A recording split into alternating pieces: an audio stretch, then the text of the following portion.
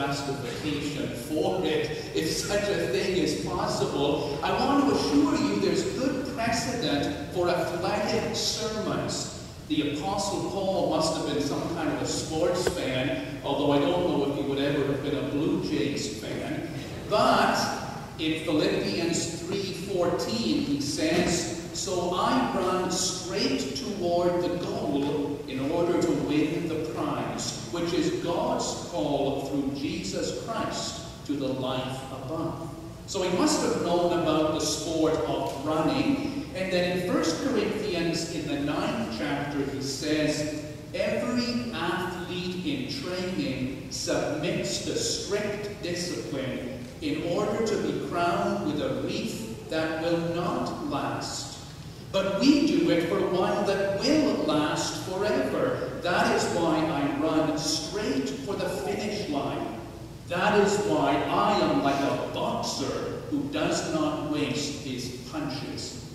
I hope that that's enough of a pretext upon which I can preach about baseball. My stories about baseball aren't about observations of how the game is supposed to be played, but rather observations about my incompetence in the game and what I have learned from people around me. In my dad's first church in Canada, we were in a farming community. And of course there, everybody played baseball. It was the national sport of that little town. In fact, I think it may have been slightly more important as a religion than Christianity. And so when we had the church picnics out in the country, usually out in some farmer's field, the highlight of the church picnic was the baseball game. And the first time that I attended one of those baseball games, it was absolutely terrifying to me. I had never played baseball, for one thing. We had just immigrated here, and I was still playing soccer and cricket in my backyard, trying to teach these southwestern Ontario children how to play cricket, and it was a very unrewarding experience indeed.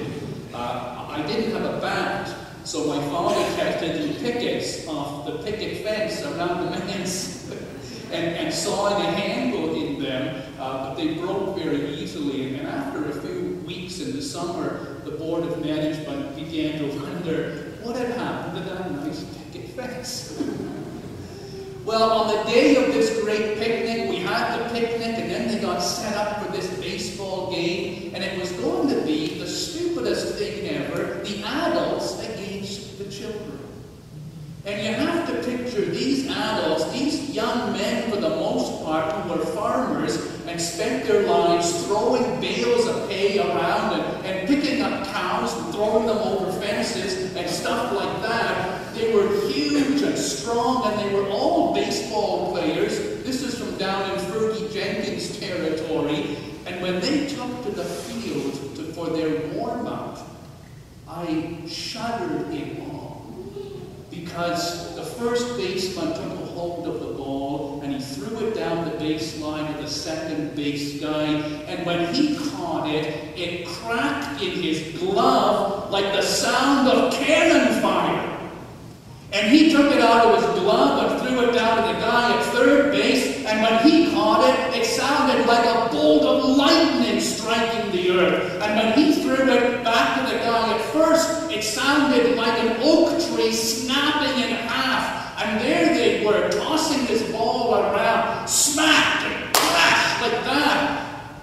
And I trembled and I shuddered each time I heard the sound of that ball smacking into one of their gloves, and thought to myself, how can they send innocent little children out to play against these animals? And it came my turn to go up to bat against this baseball team that, as far as I could see, had come from the very bowels of hell itself.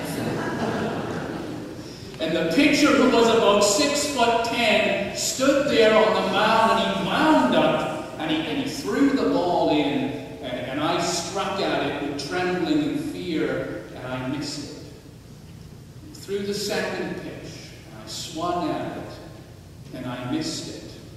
And by this time, I hated him.